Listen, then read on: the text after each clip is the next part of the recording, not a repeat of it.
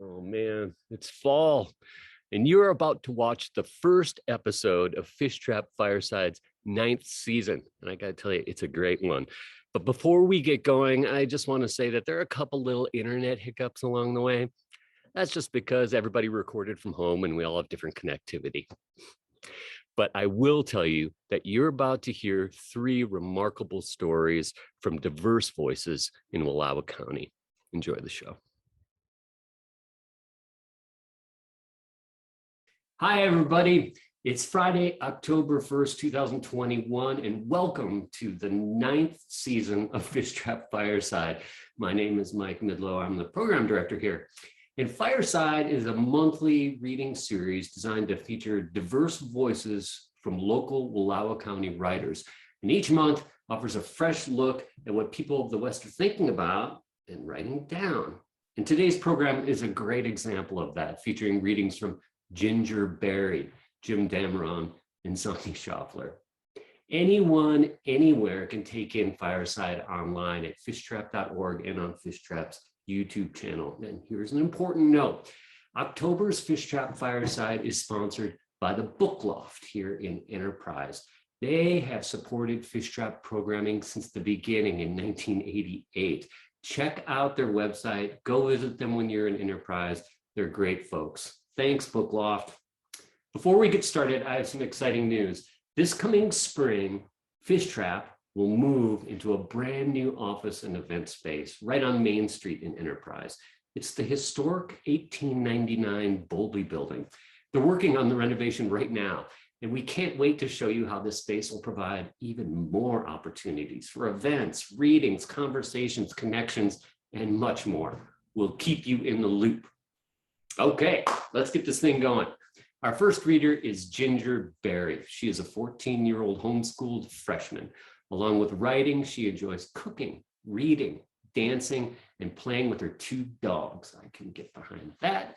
Ginger has attended summer Fishtrap youth workshops the past 3 years and loves all that Fishtrap has opened up to the community. Ginger, welcome to Fishtrap Fireside. Hey, tell everybody a little bit about what the summer Fishtrap youth workshops are all about. Well, they're once a year, every summer, for a week, and it's been in 3 different spots, I believe, since I've joined, and they're just incredible. It's an amazing opportunity for youth to go and write in a safe space and lots of loving people, meet new people. I meet new friends every year, and it's incredible. That's a great testimonial. Thank you. And I know you've been a part of Fishtrap since you were a little girl, and it's so great to have you. And your first time being a featured reader at Fishtrap Fireside. Take it away. Yes. Have a great time. Thank you. Okay, I have a couple pieces that I'm going to read. The first one is called Reflecting Light. The spotlight was burning through my leotard as I looked up. The music began and I saw him sitting there, 3rd row, middle in the live orchestra. I stood perfectly posed on the tip of my toes, one arm curved around my head, the other curved pointing towards my hip. Just as everyone else's stance. I was in the middle 2 front rows, all spread, so no one was covered. My ivory hairpins began to dig into my scalp as I suddenly became aware of how tight my hair was pulled back into a bun. We moved, lunging and spinning into a pirouette, landing in perfect unison.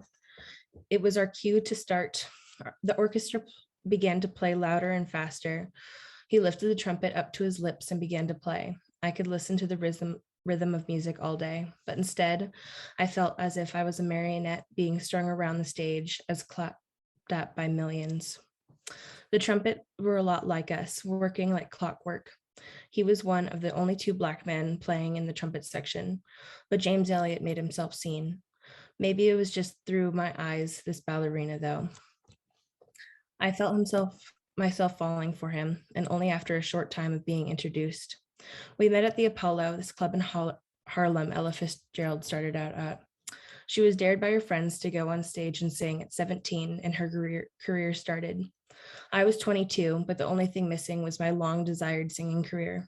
The Apollo Theater was not a bar, but I've known the owner forever, a family friend, even before I moved out to the East Coast. So he gives us a table in the back room. There's about 11 tables and a small stage with a microphone for anyone who's drunk enough to go up and sing. The bar is made of smooth old black walnut wood, with all glasses hang a low hanging ceiling, along with some alcohol. I overheard a woman calling this a name, but she was a little muffled, so I call it the cat's meow. Funny name that my cousin came up with a while ago. I didn't pay much attention to what my feet were doing. This number was burned into my feet. I had hoped from all the practicing. A grand jeté lifted us into the air, landing in a spin, 2 mini leaps, legs crossed, this and other steps of the routine repeated for what seemed like forever until intermission. Intermission usually lasted about 15 minutes. So Virginia, Iris, and I snuck back around our group, so this seemed to have a grip on life. We met on stage, connecting with the love of the spotlight. Looking down the streets toward downtown, you could see my face and the name on posters all over Manhattan. Amani Wood, they said, performing live at whatever club or theater I stepped on stage. I looked like a swan with extra feathers every time. What posters left out was the girl inside all of the glitz, dreaming of singing in clubs all over Harlem, with James right by her side playing the melody for every song. Iris and Virginia always accompanied me to the Apollo. This particular club for us was just what we needed to feel at home, and the drinks were cheap, and everyone would clap no matter how bad someone might be on amateur night. Iris was set on being a dancer. It was what she put her heart and soul into, the thing that made her feel comfortable. However, Virginia wanted to be a writer, so she would come to the clubs and write articles about them under a man's name, John Arthur. I told her that her alias was boring as hell, and she needed to spice it up more, though I knew that's how she wanted her work to be published. And that's not how she wanted her work to be published. She wanted to be known as an amazing writer that was a woman.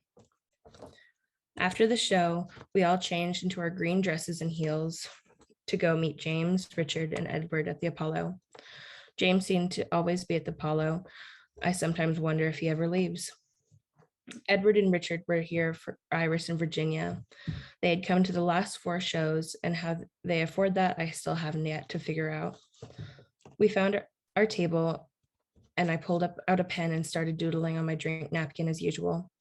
I always order a Manhattan with extra cherries. And when I moved to Manhattan when I was 17 to become a dancer, it took a little longer than I expected. I had a dream that I ordered a Manhattan at a jazz club and wrote a song that would sing for millions. Words were starting to form in my head. This was one of the 2 places I go to get inspired. Something about the lighting seems to give me courage, I guess. The other places on stage I performed at most often. It was smaller than some theaters, but it was by far the most spectacular.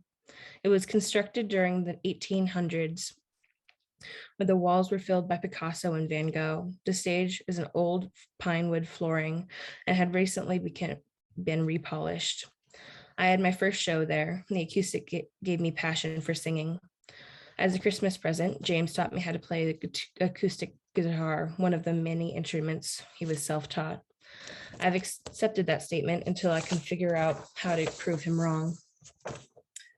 He told me to write a song with that new talent. Then one night, we were running down the deserted street in the pouring rain trying to get to the Apollo.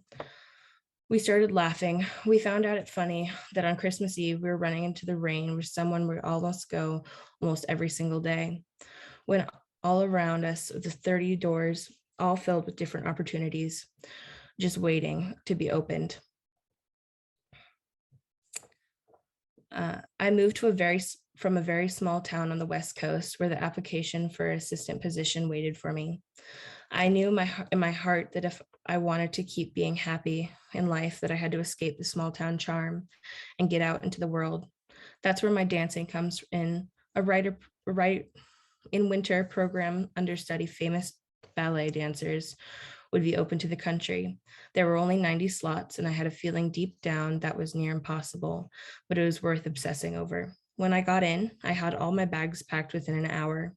My father was more frustrated with me than I had ever seen him. My mother drove me to the train station, but never said goodbye. It was her subtle hint that she knew I would return very home soon, and I wasn't about to let her be right. My first apartment had 7 flights of stairs, 4 of which I had to climb with 3 bags of luggage. Each step was empowering. A little bit of pressure was lifted off my heart when I unlocked the door. As it swung open, I realized that the Bronx was not Manhattan. And then my second piece is called Woman. I thought I knew you, girl with long flowing hair down to her non-yet existent hips, girl with giggles on her tongue and adventure in her eyes, an untouched soul, who had never felt weight on her heart, shock on her face, or hopeless for the world, girl whose thoughts were swimming with innocence, not quite understanding what happiness felt like, girl who was in love with life, but whose smile hadn't quite formed yet. I know you, girl. I understand you. Girl with fully formed emotion, with hair cut and bleached, girl with curves, girl with love, and a little bit of life to accompany her adventure in her eyes. Her laughter bouncing off her teeth. She's felt heavy-hearted and shocked. She's let people into her heart.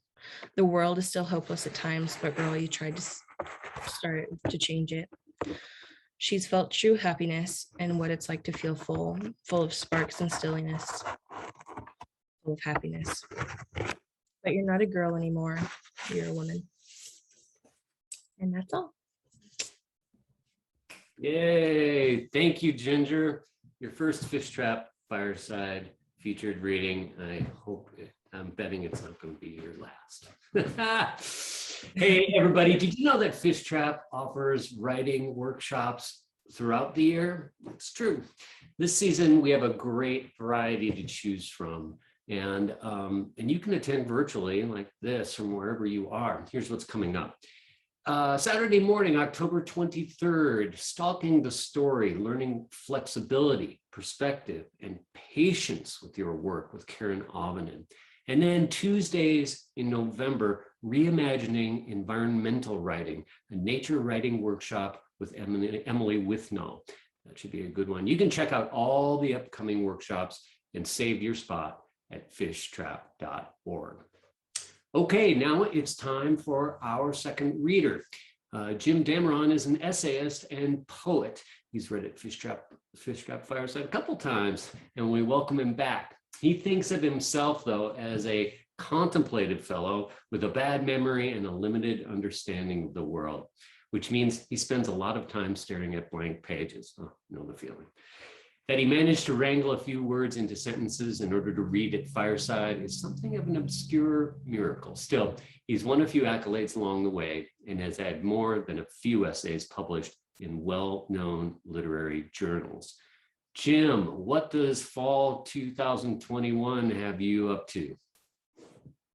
Well, sadly, I broke my leg a couple weeks ago, so I am learning how to use crutches. So in my dotage, I'm learning a new athletic event, getting from A to B using crutches. I wouldn't give myself a high score so far, but it's an enforced program, so I have more time to practice. Oh, good. Well, heal up fast. And I'm looking forward to your reading this evening. Let her rip. Thank you. All right, I'm going to read an essay, which means it's a piece of nonfiction. And the title is We Fools of Nature. I'm here to tell you that Sasquatch lives. He's in the Wallowa Mountains, stomping around when he should be tiptoeing, making a ruckus when he should be lying low. I'll be the first to confess that I haven't actually seen him, but my neighbors have been whispering to each other, and even though their secrets aren't meant for my ears, they can't help but brag a little. Rocks piled into a cairn couldn't have been humans. Rocks were too big, couldn't have been a rock slide, too neat. My nephew was sleeping in a tent, his head right up against the side. In the middle of the night, something placed its hands around his head and held it gently. He shook our trailer, left claw marks on the roof. Call it scientific curiosity, but I have visited this trailer site. As I stepped over the creek that separates my place from my neighbors, I imagined Lourdes before the hubbub, Fatima before the visitation. I was intrigued, though maybe a little appalled by the idea of a tender Sasquatch, a head cradling, big baby, old softy Sasquatch. I wanted to feel goosebumps and have the world go topsy-turvy for an instant. But as I ran my hand across the top of the trailer, I felt no jagged metal, saw no raised paint. To my skeptical touch, the claw marks felt like the dents in the side of a beer can. Still, according to people who know such things, there have been 508 recorded Bigfoot sightings in Oregon. With a nod toward uncertainty, I worry about so many big feet popping up here and there. What's to keep someone from taking a shot at the creature? It must be tempting. Sasquatch would make quite a trophy. People would pay to take a look. Misguided scientists would swab for genetic samples, probe his heart, weigh his brain. Some of my neighbors are well armed. We are talking about a small residential development carved from 100 acres next to a wilderness. It was raining the first time I saw this place. Drops of water sparkled from the tips of Douglas firs. Hummingbirds, iridescent green and matte black, darted toward paintbrush and lupine. The river roared past. I surrendered to silence and fell in love. After a few years of camping on the 3 acres we purchased, after tracking the sun through the seasons, after learning and forgetting and learning again the names of plants, my wife and I built a cabin that catches the views and fits the pitch and the roll of the site. Little by little, my neighbors are building too: sheds, garages, cabins, houses. The full-timers build big homes, part-timers build cabins. With all this activity, it's getting crowded around here. I want to wave my arms and say shoo to Sasquatch. Every day he's got less room to roam. One thing is certain: our collective presence is witness to uneven natural changes. Olive-sided flycatchers disappear. Ghost orchids and striped coral root disappear. Thumping hammers replace the drum of pileated woodpeckers. Yapping dogs chase elk.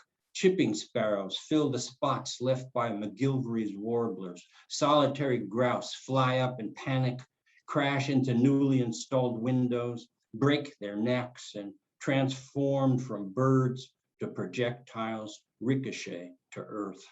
Even our punctual goshawk, once its nature to return to its roost every afternoon at 3:30, has vanished, its cry replaced by the kyrie of a common red-tailed hawk. Yet in winter, I can sit at the river's edge and mark the progress of an otter as it slips in and out of the water, leaving a belly-rubbed trail in the snow. Black and white water shrews dive from ice floes in search of insects, and mink dive for water shrews. In the spring, cottonwoods grow heart-shaped leaves and fill the air with tufts of white as short-tailed weasels slink along the shoreline. In the summer, a few salmon glide past. In the fall, the river can be thick with hatching caddisflies. Dippers eat so many they grow weary, and for a little while, these restless birds stop their incessant bobbing. If I forget myself, I start to believe I am alone within a true wilderness. Time loses the sweep of the second hand, stops for hours, then jumps ahead.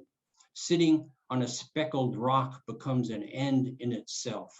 Noisy quiet reigns. This is a glorious place, a mythic place, wild but safe, mine but everyone's, unlimited but traversable. Yet if I look away from the river, I can see buildings in the gaps left by the tree thinning. To drive all the way from my chock-a-block neighborhood in the city only to see more houses diminishes the contrast between there and here, mocks the effort. Voices penetrate the rush of white water. I grow nervous, ill at ease, crowded and confined. I can't sit still. I find myself skulking along the river margins. Sometimes with crazy energy, I mound rocks into a wall, grunting each blue stone into place, piling them higher, imagining a fortress. Even in winter, I will bundle up in my oversized parka with a fox fur collar, tuck myself away, hide behind trees, stay out of sight. Such behavior makes me feel foolish, but I can't help myself. So strong is the urge to be alone. Yet as I crouch in a thicket of shrubs and turned my fur-rimmed face toward the river, I know that such a strategy will fail. Boundaries are close. I can pace off the edge of an acre in 70 steps. Yes, I'm a grouchy fellow in need of solitude, but I can't simply shrug my shoulders and walk away. No, my neighbors and I are bound together. We are linked by PVC pipe, joined by a common water system. Without that 50,000-gallon concrete tank on the hill, none of us could live here. Every time we turn on a faucet, we must acknowledge our entangledness and repledge our allegiance. To manage that water and to protect our property values, we formed an association of 40 landowners. Some days I think my neighbors and I are recreating the life of a frontier town, fumbling toward mutual understanding, inventing local government, learning how to talk to one another in spite of our differences. We've drafted covenants, agreed to restrictions, all the while stumbling over new problems as more people arrive. Everyone believes something important is about to be lost, but exactly what we find hard to say. So we argue, sometimes civilly, sometimes not, about how to pay for an upgraded water system, about whether it's a good practice to remove the forest understory, about whether the next proposed home might be too large or a cabin too small, about knapweed and about dogs that run loose. And then someone sees Sasquatch. It raises your sense of the possible, let me tell you. He's big-footed, right? Oversized, out of focus, on the move. I can hear his growl, get a whiff of his wild nature. I hold my breath, sweat in joyful fear and rapt attention. The closest I've ever come to that feeling is when I tracked a cougar in the snow. But my neighbor's stories don't fit my expectations. Head cradling, non-confrontational. Why is he hanging around instead of hightailing it toward Eagle Cap Wilderness? It's just up the road, more than 1/3 of a million acres, 30 peaks over 9,000 feet in height, home to mountain goats and mountain lions and bighorn sheep and always moving wolves. So why is Sasquatch trying to make friends with my neighbors? Why has he grown so soft, so irritatingly knowable? He's beginning to piss me off. It's time to drive the beast off, throw a rock at him. Better to push him toward myth than convert him to chainsaw art and shabby romance. Balance seems impossible. I might learn to live with my neighbors, long odds, few choices, but I resist accommodation with a mighty Bigfoot. In the end, not seeing Sasquatch is the best outcome. Last Saturday, we had a meeting of the Homeowners Association. We gathered at the local Grange to deal with fundamental issues. What sort of place had each of us purchased? What might our community look like in 5 years? For months, people had debated and argued, were we a subdivision or a jumping off point to the wilderness? Could we be both? We consulted lawyers, we talked to scientists. We took sides, argued, formed camps, maligned one another, passed along rumors, then studied their traces. We also put clear words on paper in attempts at solutions. And when the association president gavelled the meeting to a start, we all grew quiet and leaned toward the front. Our frail attempt at voluntary assembly was about to be tested. As we progressed through the thorny agenda, people wandered off, to fetch a sugary deep-fried donut from a grease-stained box, and to pour a cup of French roast coffee from a delicate stainless steel thermos that two very different homeowners had placed side by side on a table. I sat at the edge, picturing Sasquatch slumped against the old building, peeking through the darkened window, looking at me, looking at him, hating himself for his curiosity, tracking our progress, hoping we could find a common way. Thank you, folks. Heck, a lot of that one. I hope I get to read that one day in a journal or anywhere. Thank you, Jim. That was fantastic. Thank you. Appreciate it, Fishtrap. Thank you, Mike. Yeah.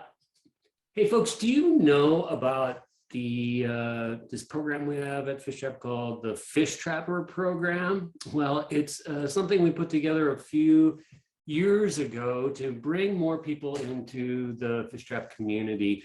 Just by for as little as $5 a month, you get a lot of different benefits as being a fish trapper, from discounts to workshops, little treats and things, sometimes ways to connect with other folks. Go check it out. It's called the Fish Trapper program at fishtrap.org.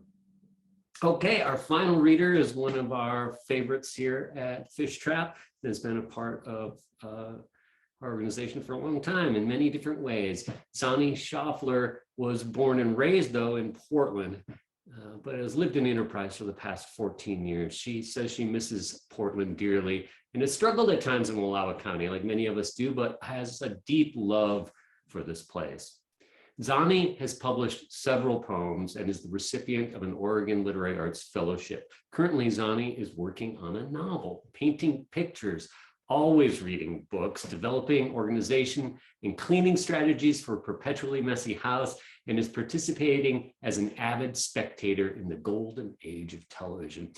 Zanni works at the Joseph Post Office and lives with her husband, Frank Helderman III, her cats, Humphrey and Blondie, and her big dog, Ferdinand. Zanni, can you tell us just a little hint about what this novel is all about? Oh, it's about girl friendship.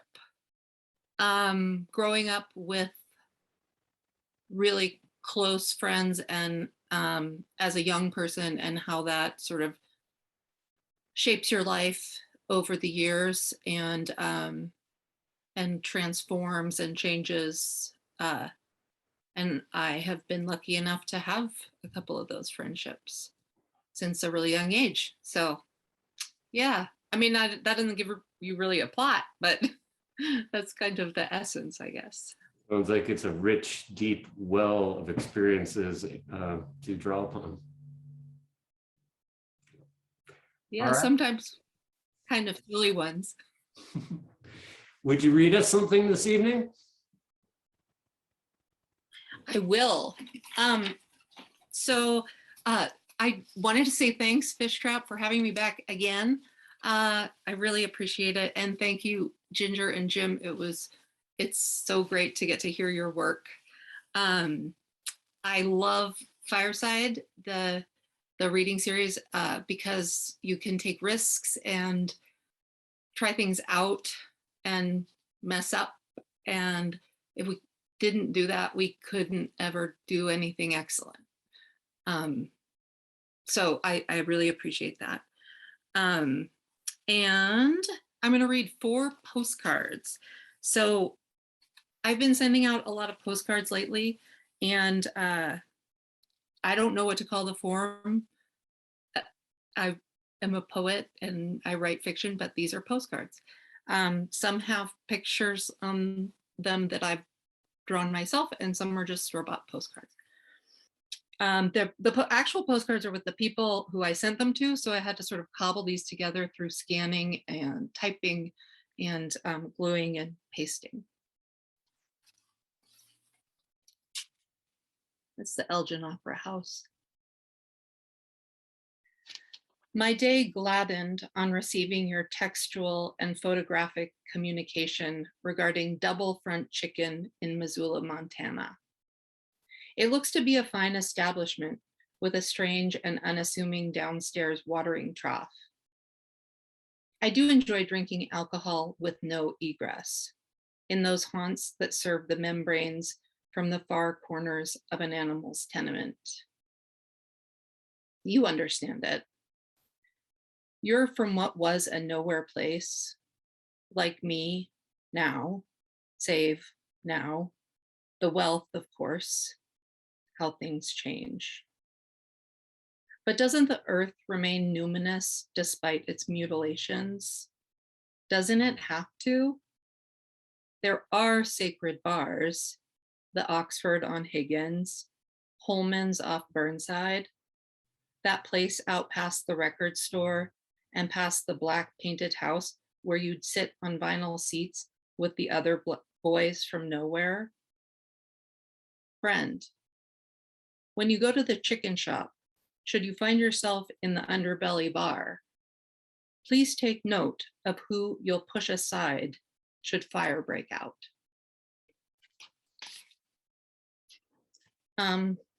This is my second postcard, and that's a big bar of soap, and that's the little tiny shard of soap that's left over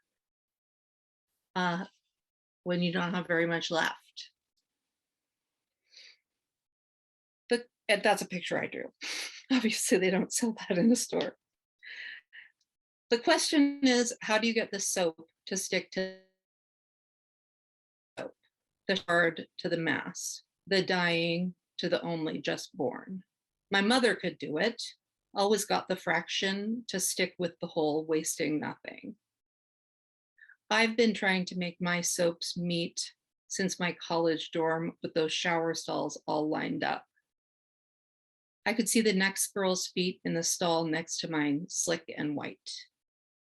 I could see her hand reach down to her ankle with a pink razor and skim the metal over her shin bone.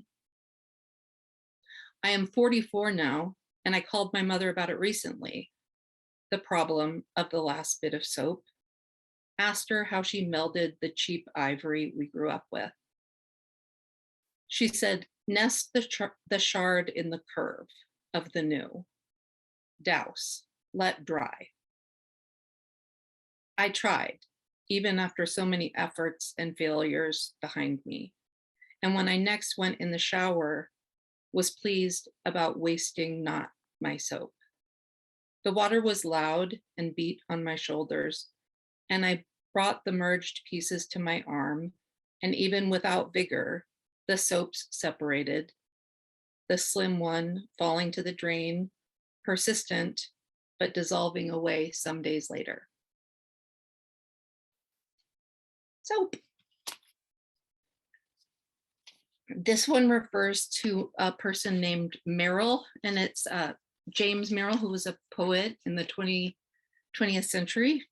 And it also refers to a person named Roo, R-O-O, who is a real person that I know. I am reading Merrill's letters, as you so aptly suggested. The book was $25 on Amazon and $45 at my bookstore, which is the price it should be and what I bought it for. It gave me a feeling of great virtue, for I am greedy and lazy, but not in this, books. A lie. I'm the laziest reader I've ever met. But I'm not lazy in this, the book loft. Washington University and the Beinecke own Merrill's correspondence. But what amazes is that someone cared to keep his letters from such a young age.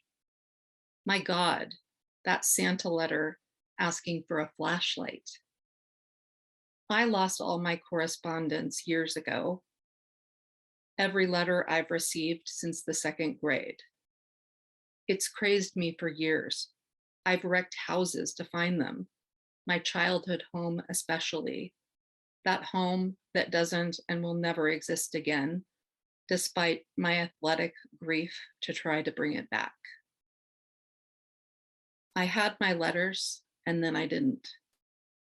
The most important, and really the only one that still reveals its content to me, from Rue, sent to me from Paris in 5th grade with the school group that I didn't get to go on. Her talk about a dance, an incredibly cute boy named Benoit, and how intensely delicious Orangina was.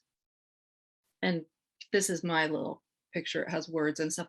That's a bottle of Orangina, and that's my 1980s Nike box of lost letters that are gone, if anybody sees them. I have gotten to have Orangina now in the United States, but not France. Okay. This one is a postcard I bought at Wild Carrot, and it's by Dawn Norman, who's a local artist. I just really love her work. And in this postcard, I mentioned a bird called a parrotlet, which I understand is the smallest parrot we have on this planet. Although Jim might be able to let me know more about that. He sounds like he knows a lot about birds, which I think is awesome. I am looking into the procurement of 2 Nubian goats. The woman with 10 cats wants me to take her bottle-fed Siamese at 8 weeks. I want chickens, and I want a parrotlet, like all the poets have. I would keep an aquarium if I could know the fish were content, that they retain their curiosity.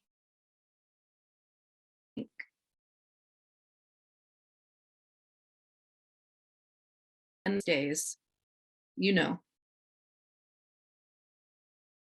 Thanks a lot. That was really fun. Thank you, Zanni. Wow, we had we visited nightclubs in New York and got to know Bigfoot a little bit and learned about that little shard of soap that you want to stick to the new one. Thank you, Ginger Berry, Jim Dameron, and Zanni Schauffler. And I also want to again thank the Book Loft for sponsoring this month's episode, and for all of you for tuning in and watching. I hope you had a good time. If you enjoyed Fishtrap Fireside, share it with your friends, family, and strangers, workmates. You could send them to fishtrap.org or Fishtrap's YouTube channel. We have links to both. We'll see you next month for the second Fishtrap Fireside of season 9. That'll be on Friday, November 5th. And then you can watch it anytime after that. You'll hear more great stories from more Wallowa County writers. Until then, my name's Mike, and thanks from me and everybody at Fishtrap, and we'll see you next time.